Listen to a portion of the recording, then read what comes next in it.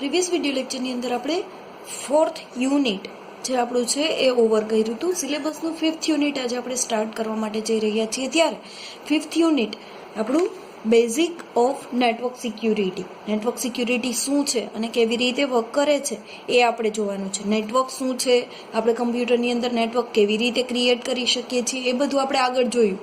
નેટવર્કના અલગ અલગ મોડેલ્સ છે, નેટવર્કના અલગ અલગ ટાઈપ્સ છે, આ બધું આપણે આગળ જોયું. હવે આપણે જોવાનું છે બેઝિક ઓફ નેટવર્ક સિક્યુરિટી. આપણે કોઈ પણ કમ્પ્યુટરની અંદર કોઈ પણ નેટવર્ક થ્રુ આપણે કનેક્ટેડ થઈએ છીએ ત્યારે આપણા કમ્પ્યુટરને સિક્યોર રાખવા માટે કે આપણા નેટવર્કને સિક્યોર રાખવા માટે આપણે શું કરવું પડશે એ આપણે આ ચેપ્ટરની અંદર જોવાનું છે. તો વેરી ફર્સ્ટ ઓફ ઓલ આપણે જોઈએ introduction of network security. Network security શું છે અને શું કામે આપણે નેટવર્ક સિક્યુરિટીનો યુઝ કરવો પડે છે એ ઇન્ટ્રોડક્શનની અંદર આપેલું છે. Very first of all overview જોઈએ. It seems that every other day there is a story in a newspaper about a computer network being compromised by hackers. શું કહે છે કે અત્યારના જે દિવસો છે એમની અંદર એવું છે કે આપણે ન્યૂઝપેપરની અંદર રોજ જે ઘણી બધી જગ્યાએ એવું જોતા હોઈએ છીએ કે કોઈ કમ્પ્યુટર છે, કોઈ નેટવર્ક છે એને હેક કરવામાં આવ્યું.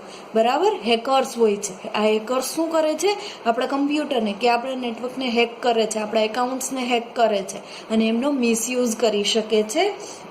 Hackers were able to penetrate Department of Defense computers during a 2-week period before they were detected. શું કહે છે કે આ જે હેકર્સ છે ઘણા ટાઈમ પહેલાં શું કહે છે કે આ જે ડિપાર્ટમેન્ટ ઓફ ડિફેન્સ છે કે જેના થ્રુ ઇન્ટરનેટ બહાર પાડવામાં આવ્યું છે, ઇન્ટરનેટ ડેવલપ કરવામાં આવ્યું છે, એ ડિપાર્ટમેન્ટ ઓફ ડિફેન્સ છે એમને આજે હેકર્સની રેડ પાડી હતી અને એમની અંદર એ 2 વીકનો જે ટાઈમ પીરિયડ છે 2 વીક પહેલાં એમને ડિટેક્ટ કરી લીધું હતું કે એમનું કમ્પ્યુટર છે એ કોઈ હેકર્સે હેક કરેલું છે. બરાબર. More recently, Yahoo, Amazon, www site were target of what appeared to have been a coordinate denial of service attack. As a result, the sites were shut down for hours at a time.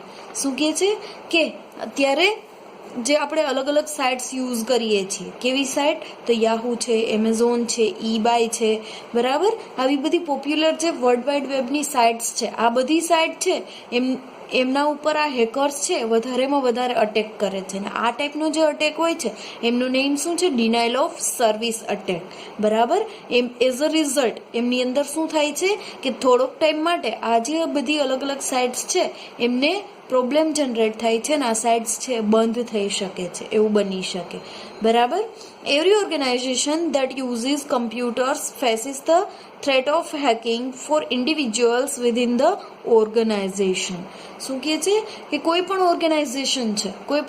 Organisation હશે એમની અંદર એમનું પોતાનું network હશે, તો ઘણા બધા એવા લોકો હશે કે જે આ કમ્પ્યુટર હેકિંગ છે એમને ફેસ કરે છે અને ઇન્ડિવિજ્યુઅલ કોઈ ઓર્ગેનાઇઝેશન છે એમની અંદર પણ આ ટાઈપનું હેકિંગ થઈ શકે છે.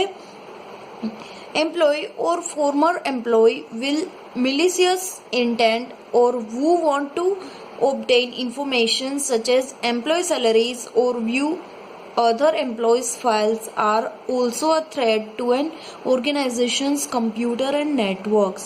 શું કહે છે, કોઈ પણ ઓર્ગેનાઇઝેશન હશે તો એમની અંદર ઘણા બધા એમ્પ્લોય વર્ક કરતા હશે.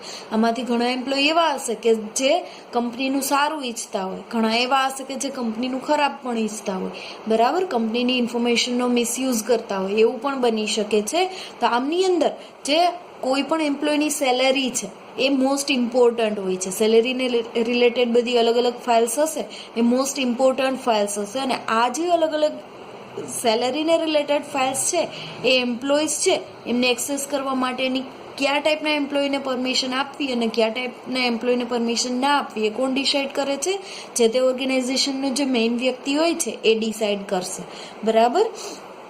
અને આ રીતે અલગ અલગ ફાઇલ છે એમનું એક્સેસ છે, એમનું ઓથેન્ટિકેશન અને ઓથોરાઇઝેશન કરી અને કોઈ પણ ઓર્ગેનાઇઝેશન છે એ હેકર્સથી બચી શકે છે, એમની ઇન્ફોર્મેશન હેક થવાથી બચી શકે છે. The most reliable way to ensure the safely of a company's computer is to refrain from putting them on a network and to keep them behind locked doors.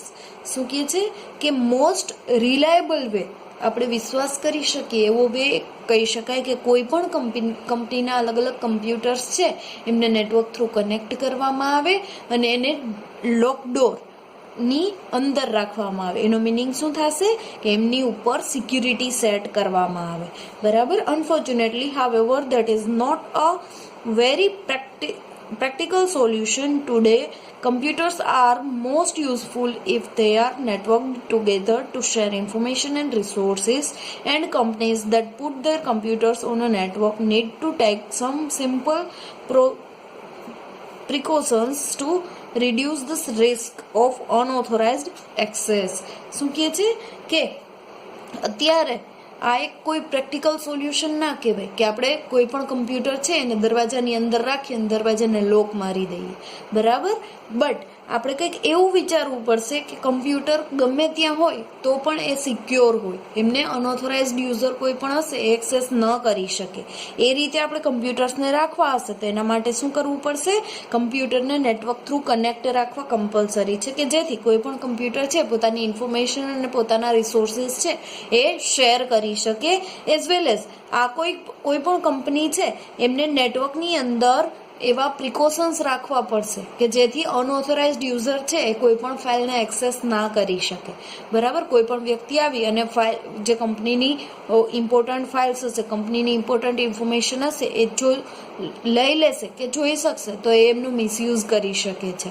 કે જેથી આપણે એ રીતે કંઈક અરેન્જમેન્ટ કરવું પડશે કે જેથી કોઈ પણ અનઓથોરાઇઝડ યુઝર છે એ કંપનીની ઇન્ફોર્મેશન જોઈ ના શકે કે એમનો યુઝ ના કરી શકે. Every year corporation, government and other organizations spends billions of dollars on expenditure related to network security.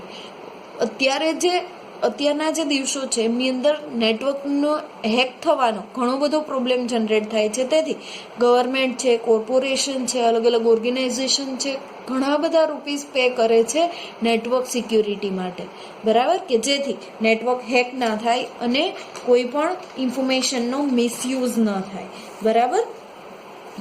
ત્યાર પછી નેક્સ્ટ વન ટોપિક જો આપણે જોઈએ તો છે why to computer and network security important. શું કામે કમ્પ્યુટર અને નેટવર્ક સિક્યુરિટી ઇમ્પોર્ટન્ટ છે?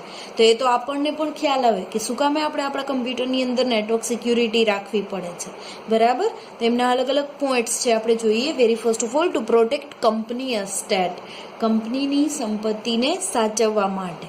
બરાબર. એમને પ્રોટેક્ટ કરવા માટે. અહીંયા સંપત્તિ મીન્સ કોઈ હાર્ડવેર કે કોઈ સોફ્ટવેર નથી. અહીંયા સંપત્તિ મીન્સ શું છે? કંપનીની ઇન્ફોર્મેશન. કંપનીની કોઈ ઇમ્પોર્ટન્ટ ઇન્ફોર્મેશન છે જે કમ્પ્યુટરની અંદર સ્ટોર કરેલી હશે. તો આ ઇમ્પોર્ટન્ટ ઇન્ફોર્મેશન છે એમનો ક્યાંય મિસયુઝ ના થાય, આ ઇન્ફોર્મેશન છે એ ક્યાંય હેક ના થાય એમના માટે સિક્યુરિટી જરૂરી છે. શું કામે કમ્પ્યુટરની સિક્યુરિટી અને નેટવર્કની સિક્યુરિટી જરૂરી છે એમને રિલેટેડ અહીંયા અલગ અલગ પોઈન્ટ્સ આપેલા છે. તો ફર્સ્ટ પોઈન્ટ આપણે જોયું. સેકન્ડ જોઈએ ટુ ગેઇન અ કોમ્પિટિટિવ એડવાન્ટેજ. અત્યારના જે સ્પર્ધાત્મક યુગ છે એમની અંદર સ્પર્ધાત્મક લાભ મેળવવા માટે નેટવર્ક સિક્યુરિટી ઇમ્પોર્ટન્ટ છે. કોઈ પણ કંપની હશે એમની અંદર જો એમને બીજી કંપની જોડે કમ્પેરિઝન કરવી હશે તો એક કમ્પેરિઝન આ રીતે પણ થશે કે આ કંપનીની અંદર નેટવર્ક સિક્યુરિટી છે કે નહીં. બરાબર. ત્યાર પછી નેક્સ્ટ વન છે to comply with regularity requirements and fiduciary responsibilities. એમનો મિનિંગ શું થશે? તો નિયમન અને આવશ્યકતાઓ અને વિશ્વાસપાત્ર જવાબદારીનું પાલન કરવા માટે.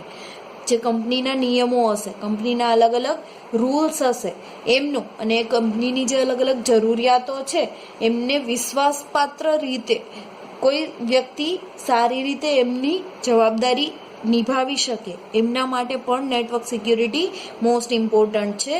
ત્યાર પછી ટુ કીપ યોર જોબ. શું કહે છે? તમારી જોબને સારી રીતે સાચવી રાખવા માટે નેટવર્ક સિક્યુરિટી છે એ જરૂરી છે. આ આટલા અલગ અલગ પોઈન્ટ્સ છે કે જેના લીધે આપણે નેટવર્ક સિક્યુરિટી કે કમ્પ્યુટર સિક્યુરિટીની રિક્વાયરમેન્ટ રહે છે. બરાબર. તો આ થયું ઇન્ટ્રોડક્શન ઓફ નેટવર્ક સિક્યુરિટી